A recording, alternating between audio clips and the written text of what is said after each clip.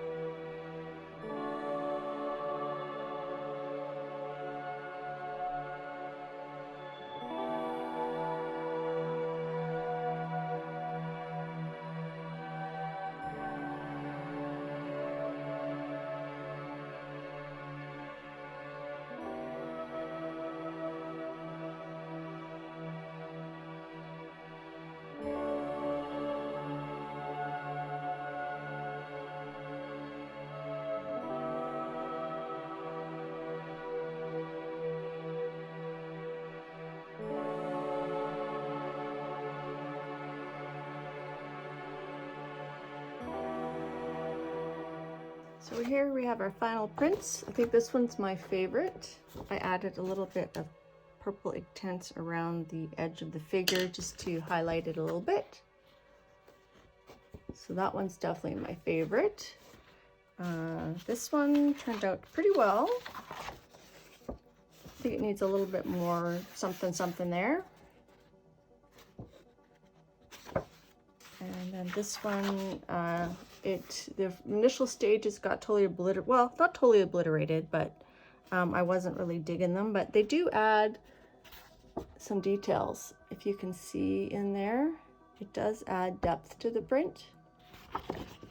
So I don't know if I couldn't have achieved these prints just with my regular method of adding layers, but it was fun to try Crooked Little Studios method. These were extras we did in the process using the turquoise and dark purple theme. This one could definitely use something down the middle. And oh, and reminder, don't forget to wash your foam stamps right away. I'm gonna go throw these in some water and use some soap to wash them up. It was fun to, you know, hone down the color palette to like 2 colors and then different shades of that. So I really enjoyed this a lot. I hope you did too. Thanks for watching. Bye.